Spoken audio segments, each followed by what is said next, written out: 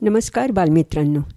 सुनंदा आजीच्या गोष्टी सीझन 5 माझं पुणं माझा अभिमान यामध्ये आज आपण ऐकणार आहोत आपल्या पुण्यात असलेल्या एका आंतरराष्ट्रीय कीर्तीच्या इन्स्टिट्यूटबद्दल आणि ती ज्यांनी स्थापन केली ते गुरुजी योगाचार्य BKS अय्यंगार यांच्याबद्दल.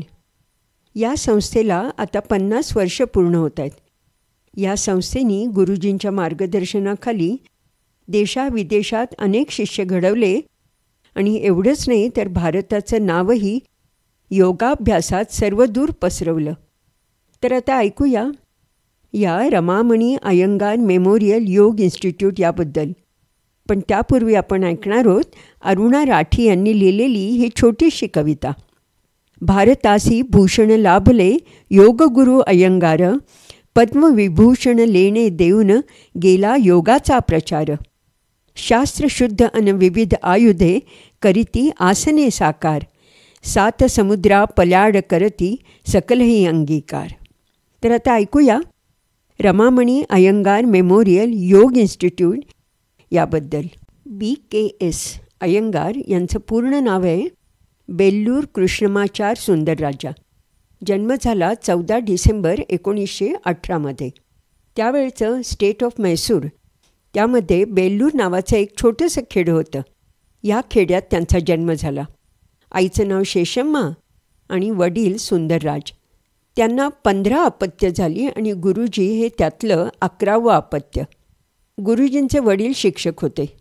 घरची परिस्थिती तशी बेताचीच आणि त्यातच गुरुजींचा जन्म झाला तेव्हा फ्ल्यू, मलेरिया, TB या रोगांची गावात साथच आली होती.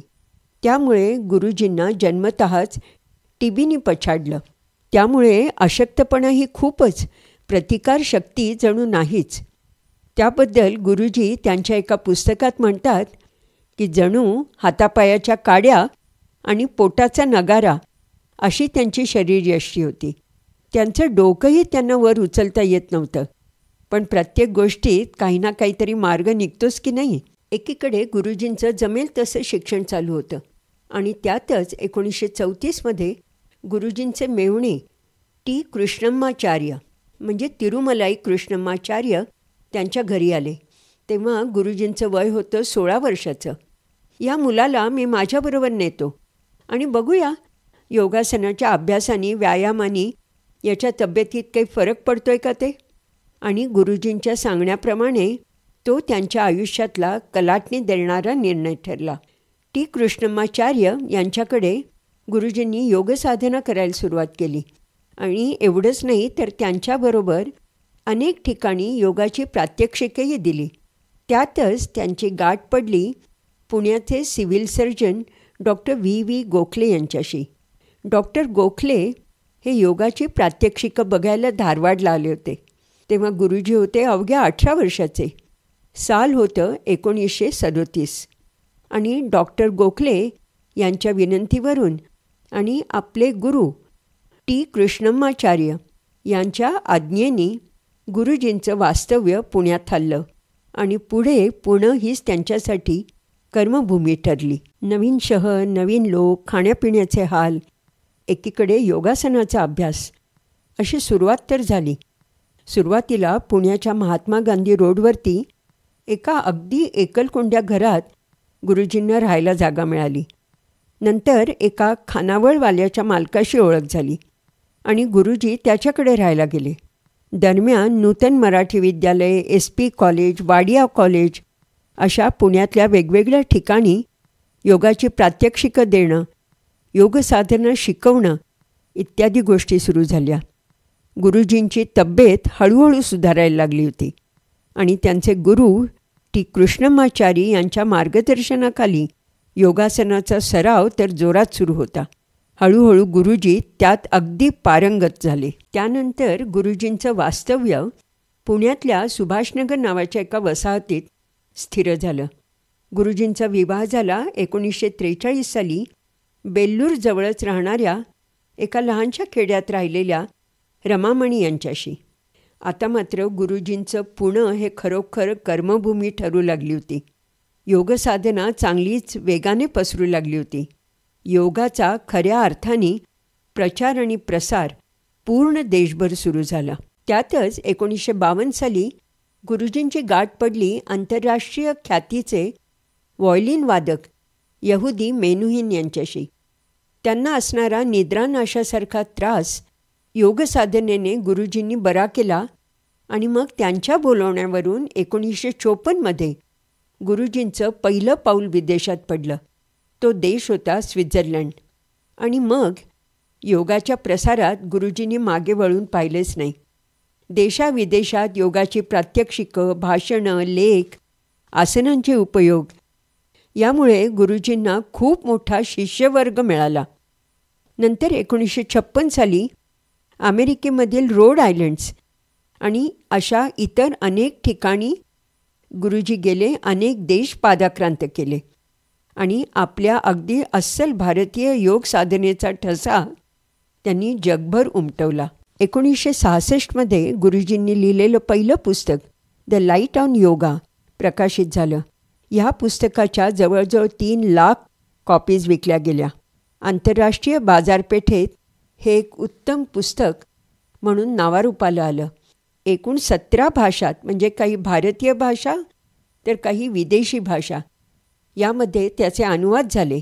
आणि त्याच सुमाराला 1966 इंग्लंडमध्ये ब्रायटन शहरात पहिली अय्यंगार इन्स्टिट्यूट उभी राहिली. हे सगळं होत असताना भारतातही, म्हणजे गुरुजींच्या राहत्या शहरात, आपल्या पुण्यात स्वतःची योग इन्स्टिट्यूट असावी यासाठी गुरुजींच्या शिष्यांनीच पुढाकार घेतला आणि गुरुजींनी घरासाठी घेतलेल्या जागेवरच 1975 रमामणी अय्यंगार मेमोरियल योग इन्स्टिट्यूट स्थापन झाली. गुरुजींच्या पत्नी सौ रमामणी यांच्या हस्ते भूमिपूजन तर झालं होतं, पण काही दिवसातच त्यांना देवाज्ञा झाली आणि म्हणून ही institute Ramamani Iyengar memorial yoga institute या नावाने सुरू राहिली आणि त्यांना समर्पित केली गेली. आज ही इन्स्टिट्यूट गेली 50 वर्ष दिमाखानी उभी आहे.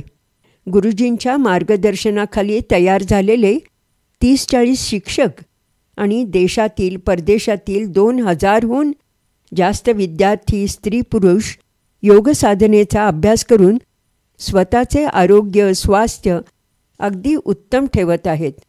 गुरुजींनी त्यांच्या शिकवण्यातून वेगवेगळी साधने वापरून आसने करण्याच्या आणि त्याच्या उपयोगाच्या पद्धतीचा अवलंब करून योग खऱ्या अर्थाने घराघरात पोचवला.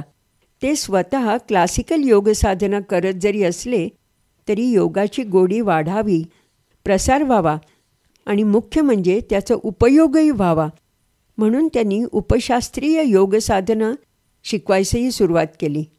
गुरुजींच्या नियमाप्रमाणे योगासाठी प्रवेश दिला जातो तो 8व्या वर्षी आणि त्याच्या पुढे.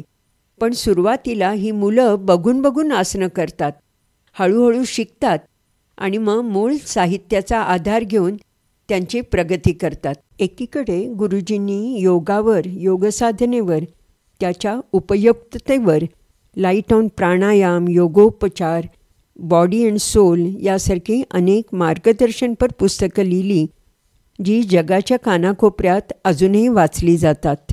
गुरुजींच्या योगसाधनेची दखल आणि त्यांनी योगप्रसाराबद्दल केलेल्या कामाचंही उत्तम चीज झालं.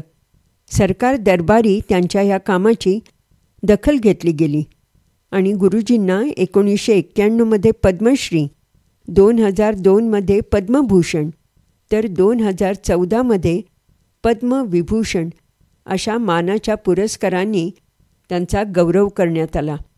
एवढंच नाही तर 2011 गुरुजींचं नाव जगातील पहिल्या 100 व्यक्ती ज्यांनी जनमानसावर आपला प्रभाव पाडलेला आहे या यादीत पहिल्या 100 घेतलं गेलं.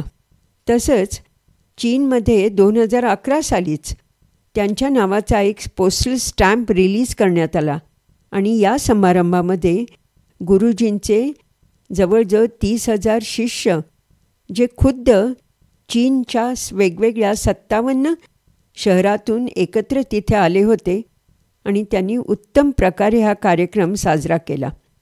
गुरुजींच्यावर ट्रिब्यूट टू गुरुजी, समाधी अशा वेगवेगळ्या डॉक्युमेंटरीसुद्धा काढल्या गेलेल्या आहेत.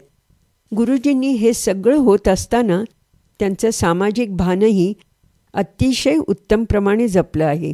ज्या गावात त्यांचं बालपण गेलं त्या बेल्लूरमध्ये त्यांनी एक हॉस्पिटल बांधलं आहे. तिथल्या विद्यार्थ्यांच्या शिक्षणाची मोफत सोय केलेली आहे. आणि एवढंच नाही तर पुढील पिढ्यांना प्रेरणा मिळण्यासाठी पातंजली या त्यांच्या योग गुरूंचे देऊळसुद्धा गुरुजींनी तिथे बांधलं आहे. गुरुजी म्हणजे BKS अय्यंगार हे स्वतःच एक संस्था होते. अत्यंत प्रतिकूल शारीरिक आणि शैक्षणिक परिस्थितीशी झगडत धाडसानी परिश्रमाने त्यांनी योगसाधनेतील अच्युत स्थान प्राप्त केलं. प्राणायाम शिकवताना आपल्या पंचधातू म्हणजे पृथ्वी, आप, तेज, वायू आणि आकाश यांची सांगण आपल्या संयमित श्वासाबरोबर घातली. आसने करताना त्याच्या बैठकीचं महत्त्व सांगितलं आणि ते पटवूनही दिलं. मुख्य म्हणजे गीता अय्यंगार, प्रशांत अय्यंगार यांच्याबरोबर जगभर योगप्रसार अखंडित चालू राहण्यासाठी असंख्य शिष्यही निर्माण केले.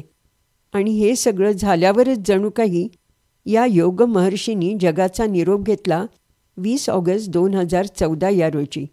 अशा या योग महर्षीला, योग गुरूला आपल्या सर्वांतर्फे माझं नमन.